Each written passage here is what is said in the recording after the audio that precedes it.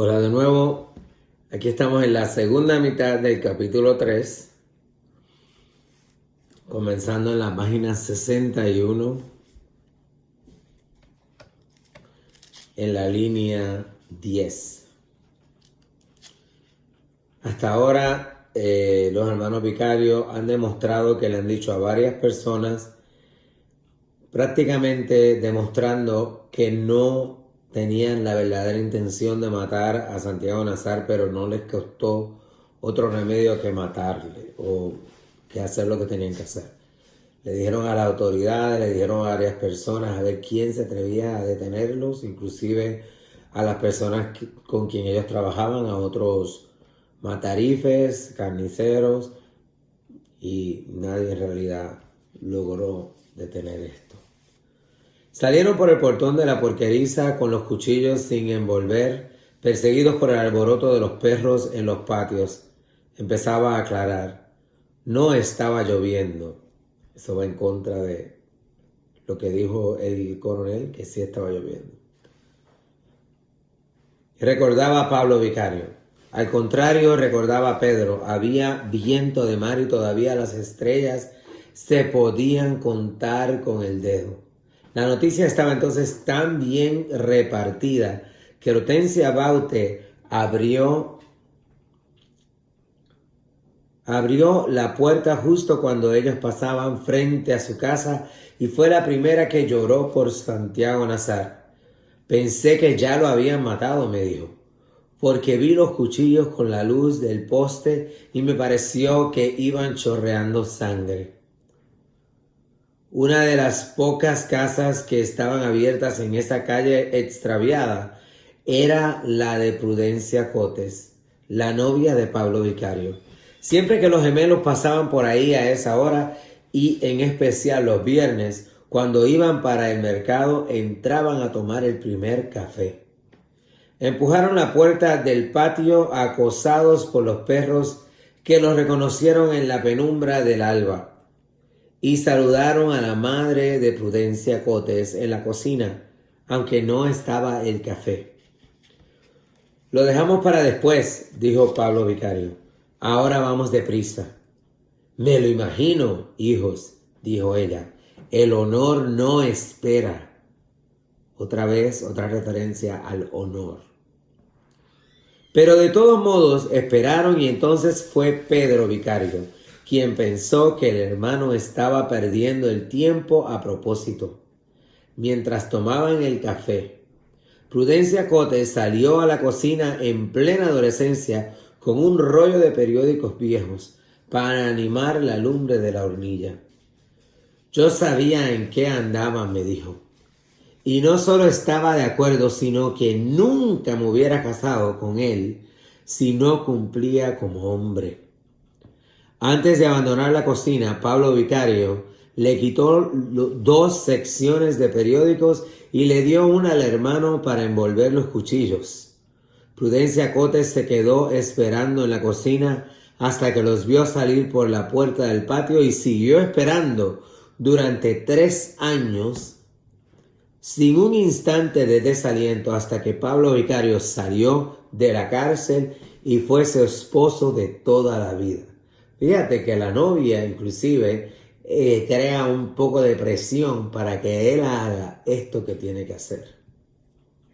De modo que a Clotilde Armenta no le faltaba razón cuando le pareció que los gemelos no estaban tan resueltos como antes y les sirvió una botella de gordolobo de vaporino con la esperanza de rematarlos.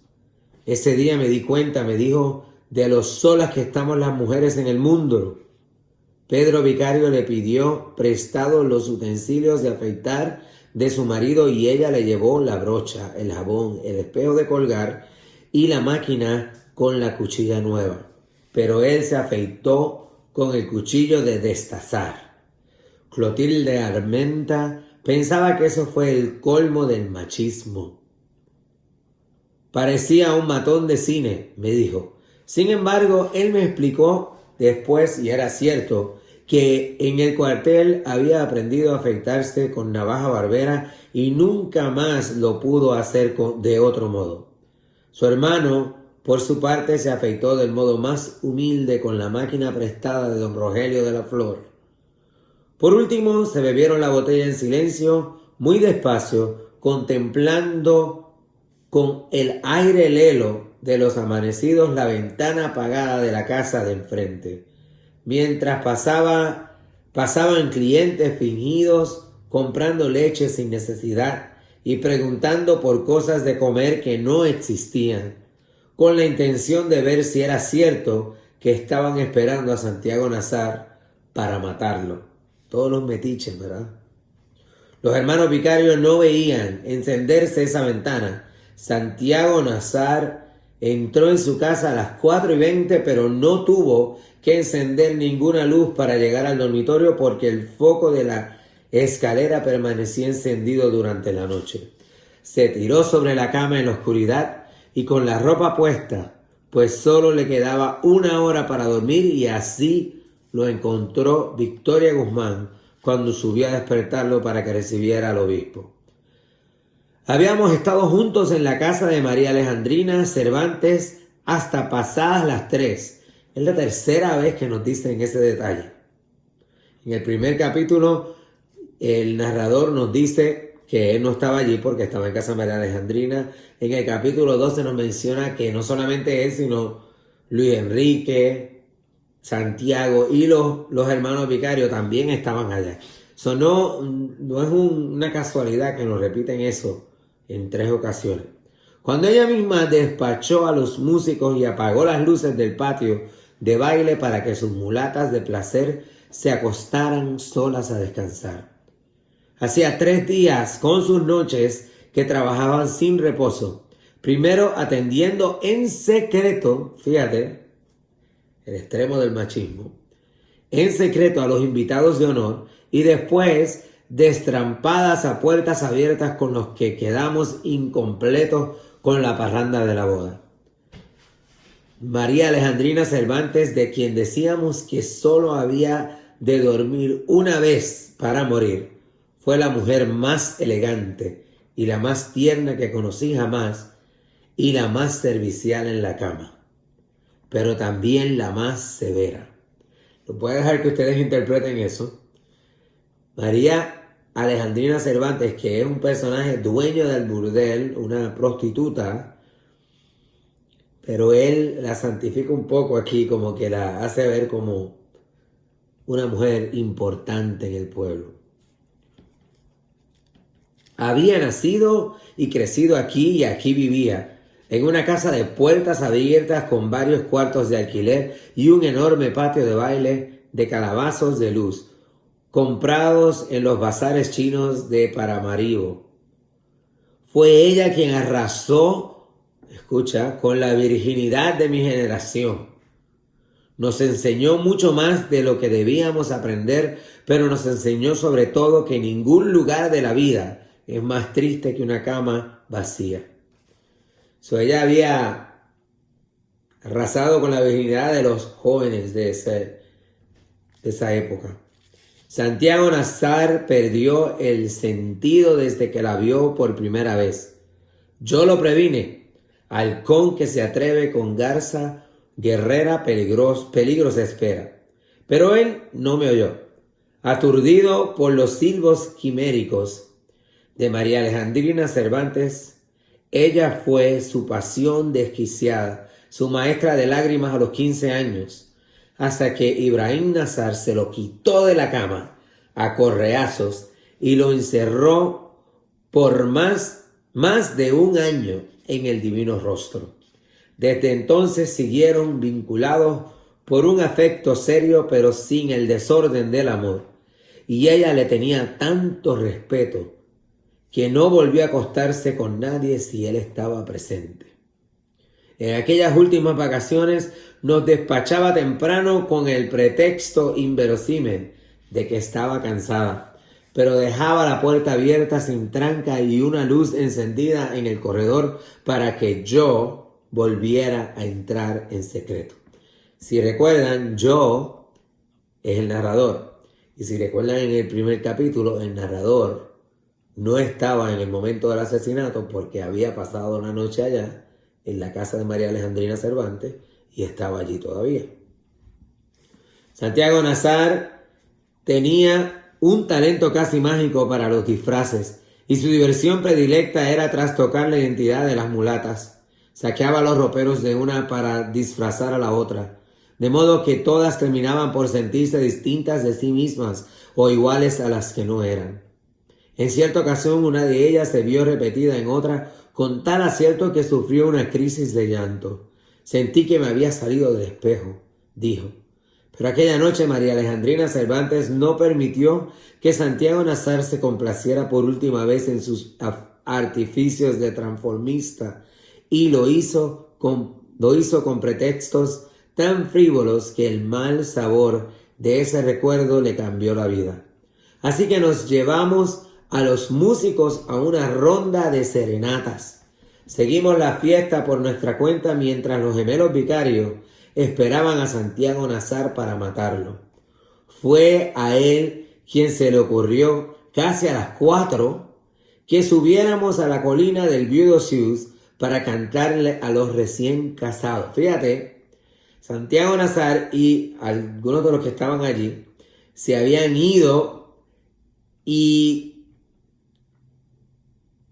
mientras ya se habían ido los gemelos y los estaban esperando para matarlos, él andaba dándole una serenata, o sea, cantando afuera de la casa de los novios en la casa del viudo Zeus, que ahora era la casa de Ángela y Bayardo. No solo les cantamos por las ventanas, sino que tiramos cohetes, reventamos petardos en los jardines, pero no percibimos ni una señal de vida dentro de la quinta. No se nos ocurrió que no hubiera nadie, sobre todo porque el automóvil nuevo estaba en la puerta, todavía con la capota plegada y con las cintas de raso y los macizos de azahares de parafina que les había colgado en la fiesta. Mi hermano Luis Enrique, que entonces tocaba la guitarra como un profesional, improvisó en honor de los recién casados una canción de equívocos matrimoniales. Hasta entonces no había llovido. Al contrario, la luna estaba en el centro del cielo y el aire era diáfano, y en el fondo del precipicio se veía el reguero de luz de los fuegos fatuos en el cementerio. Del otro lado se divisaban los sembrados de plátanos azules bajo la luna, las ciénagas tristes, la línea fosforescente del Caribe en el horizonte. Santiago Nazar señaló una lumbre intermitente en el mar y nos dijo que era el ánima, o sea, el alma, en pena de un barco negrero que se había hundido con un cargamento de esclavos del Senegal, frente a la boca grande de Cartagena de Indias. No era posible pensar que tuviera algún malestar de la conciencia, aunque entonces no sabía que la efímera vida matrimonial de Ángela Vicario había terminado 2 horas antes.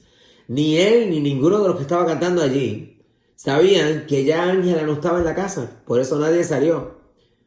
Que ya Bayardo la había llevado de vuelta. Bayardo San Román la había llevado a pie a casa de sus padres para que el ruido del motor no delatara su desgracia antes de tiempo. Y estaba otra vez solo y con las luces apagadas en la quinta feliz del viudo de Zeus. Bayardo sí estaba allí, estaba con las luces apagadas, me imagino que triste. Fíjate lo interesante que él la llevó de vuelta a la casa y no la llevó en el coche, en el auto, en el carro, porque no quería que nadie se enterara. Recuérdense que era una época donde no había muchos carros, así que el ruido de un motor, si hubiera dado cuenta la gente, hubieran mirado y no quería que nadie se enterara de su desgracia antes de tiempo. Cuando bajamos la colina, mi hermano nos invitó a desayunar con pescado frito en las fondas del mercado, pero Santiago Nazar se opuso porque quería dormir 1 hora hasta que llegara el obispo. Se fue con Cristo Bedoya por la orilla del río, bordeando los tambos de pobres que empezaban a encender el puerto antiguo, y antes de doblar la esquina nos hizo una señal de adiós con la mano. fue la última vez que lo vimos. Cristo Bedoya, con quien estaba de acuerdo para encontrarse más tarde en el puerto, lo despidió en la entrada posterior de su casa. Los perros le ladraban por costumbre, como lo sentían entrar, cuando lo sentían entrar, pero él los apaciguaba en la penumbra con el campanilleo de las llaves. Victoria Guzmán estaba vigilando la cafetera en el fogón cuando él pasó por la cocina hacia el interior de la casa. Es interesante que muchas de esas personas que lo encontró en el camino ya sabían que los hermanos vicarios lo estaban esperando para matarlo y ninguno le dijo nada. También es interesante que Victoria Guzmán ya posiblemente había recibido el recado de la pordiosera que vino a pedir las limosnas y tampoco le dijo nada. Blanco lo llamó. Ya va a estar el café. Santiago Nazar le dijo que lo tomaría más tarde y le pidió decirle a Divina Flor que lo despertara a las 5:30 y que le llevara una muda de ropa limpia igual a la que llevaba puesta. Un instante después de que él subió a acostarse, Victoria Guzmán recibió el recado. Fue un instante después. No le da excusa, pero casi. De Clotilde Armenta con la pordiosera de la leche. A las 5:30 cumplió la orden de despertarlo, pero no mandó a Divina Flor, sino que subió ella misma al dormitorio con el vestido de lino, pues no perdía ninguna ocasión de preservar a la hija contra las garras de Boyardo. Si miran abajo, eso es un señor feudal. Quiere decir que ella trataba de proteger a Divina Flor, que que Santiago no se propasara con ella. María Alejandrina Cervantes había dejado sin tranca la puerta de la casa. Me despedí de mi hermano, atravesé el corredor donde dormían los gatos de las mulatas amontonados entre los tulipanes y empujé sin tocar la puerta del dormitorio. Fíjate, para que ustedes entiendan, los hermanos vicarios se habían ido ya cuando fueron a dar la serenata, cuando fueron a cantar, ya ellos no estaban. Van caminando, Luis Enrique y el narrador, que asumimos que García Márquez, invitan a Santiago a comer. Dice que no, sigue caminando con Cristo Bedoya. Cristo Bedoya, su amigo, se despide de él en la puerta de atrás de la casa y él entra a su casa moviendo las llaves. Es importante porque por eso es que el narrador no estaba ahí cuando ocurrió lo que ocurrió. ¿Ok? Las luces estaban apagadas, pero tan pronto como entré percibí el olor de mujer tibia, caliente, ¿no? Y vi los ojos de leoparda insomne en la oscuridad. Y después no volví a saber de mí mismo hasta que empezaron a sonar las campanas. Cuando sonaron las campanas, el crimen estaba ocurriendo. Él se quedó ahí en la cama de Victoria Guzmán con ella y se quedó, lo que se dice, knocked out, sin ningún tipo de conciencia, hasta que las campanas lo despertaron. De paso para nuestra casa, mi hermano entró a comprar cigarrillos en la tienda de Clotilde de Armenta. Había bebido tanto que sus recuerdos de aquel encuentro fueron siempre muy confusos, pero no olvidó nunca el trago mortal que le ofreció Pedro Vicario. Era candela pura, me dijo. Pablo Vicario, que había empezado a dormir, se despertó sobresaltado cuando lo sintió entrar y le mostró el cuchillo. Vamos a matar a Santiago Nazar, le dijo. Aún al hermano del narrador, ellos se lo dijeron. Mi hermano no lo recordaba, pero aunque lo recordara, no lo hubiera creído.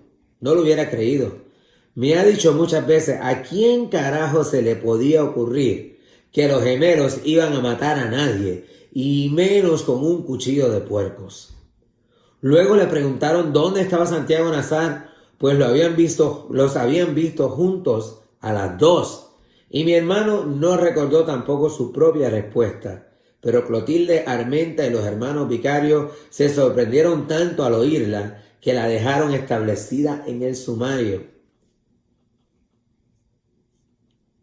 con declaraciones separadas. Según ellos, mi hermano dijo, Santiago Nazar está muerto. Eso no hace mucho sentido, ¿verdad? Porque primero que nada él no estaba muerto y él acababa de verlo. Se refiere a él que estaba muerto físicamente porque, o sea, porque estaba súper cansado, o hay un juego de palabras aquí. Después impartió una bendición episcopal, tropezó en el pertil de la puerta y salió dando tumbos en medio de la plaza. Se cruzó con el padre Amador. Iba para el puerto con sus ropas de oficial, seguido por el acólito que tocaba la campanilla y varios ayudantes con el altar para la misa campal del obispo. Al verlos pasar, los hermanos vicarios se santiguaron. Venía el padre Amador, que se supone que ya había escuchado lo que iba a pasar, porque una de las novillas o de la monja había venido a buscar leche y Clotilde había enviado un mensaje. El cura del pueblo ya está preparado para la misa, supuesta misa que iba a dar el obispo, que nunca se dio, y van caminando hacia el puerto, no dándose cuenta, ¿verdad?, que él pudo haber evitado en ese momento algo. Clotilde Armenta me contó que había perdido las últimas esperanzas cuando el párroco pasó de largo frente a su casa. Pensé que no había recibido mi recado. Dijo, sin embargo, el padre Amador me confesó muchos años después, retirado del mundo de la tenebrosa casa de salud de Calafell, que en efecto había recibido el mensaje de Clotilde Armenta y otros más por perentorios mientras se preparaba para ir al puerto. La verdad es que no supe qué hacer, me dijo. Lo primero que pensé fue que no era asunto mío sino de la autoridad civil, pero después resolví decirle algo de pasada a Plácida Linero. ¿Entiendes?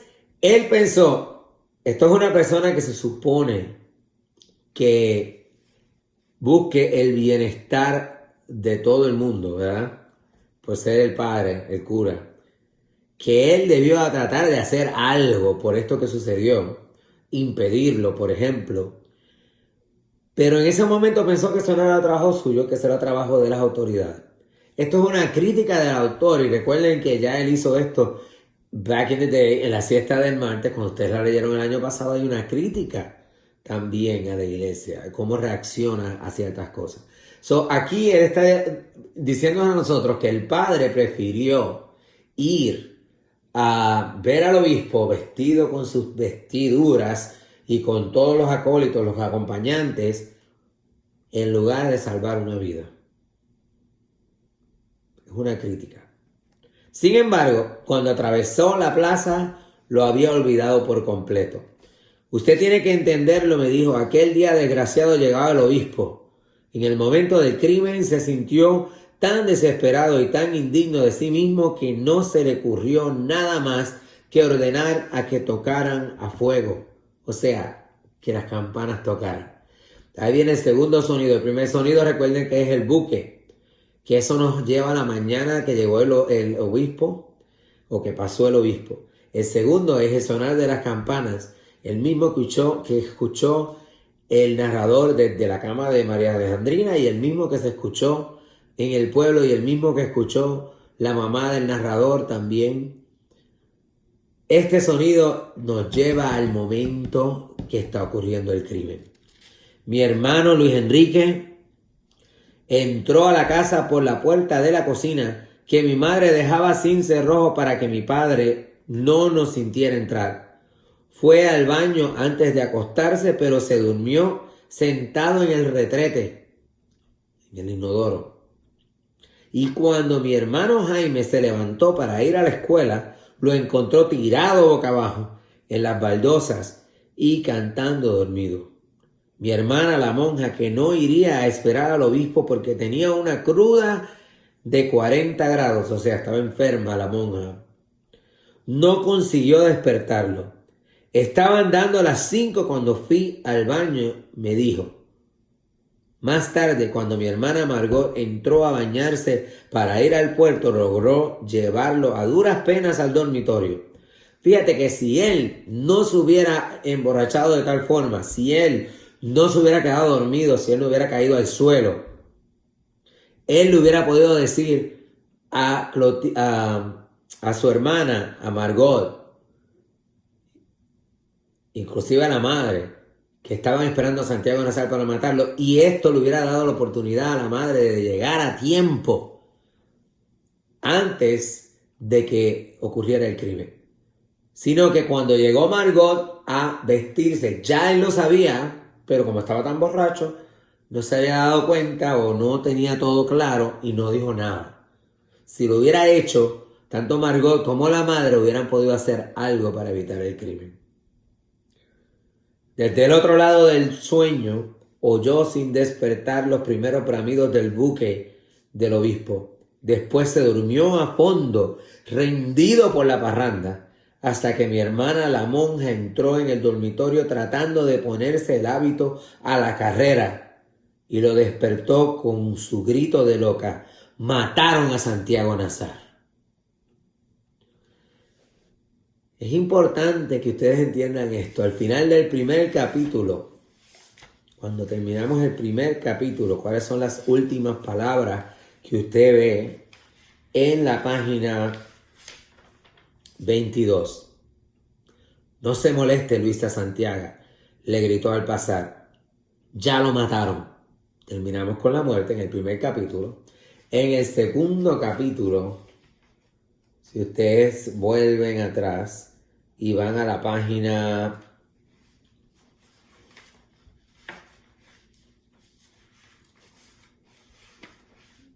45, ahí viene la otra condena, cuando por primera vez Ángela Vicario la están presionando. ¿Quién lo hizo? ¿Quién fue? Y ella buscó el nombre entre tantos nombres y dijo: Santiago Nazar. El primero, no se preocupe,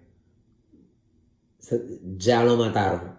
El segundo, Santiago Nazar. El tercer capítulo, mataron a Santiago Nazar. Por si acaso no te habías enterado que esta muerte ocurrió cuando estaban repicando las campanas, en las 3 ocasiones te menciona y termina el capítulo con las palabras de Santiago Nazar: o mataron a Santiago Nazar, o ya el crimen estaba consumado. Espero que estén comprendiendo. Voy a estar con ustedes en el Google Meet y ahí ustedes pueden aclarar cosas, pero tienen que traer algo ya.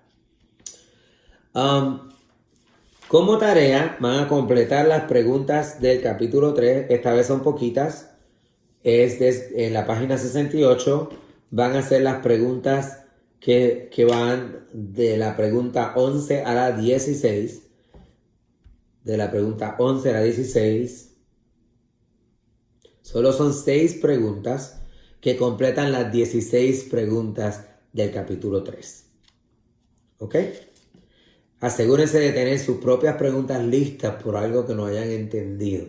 Es importante que hagamos esto para que ustedes puedan comprender. Chao.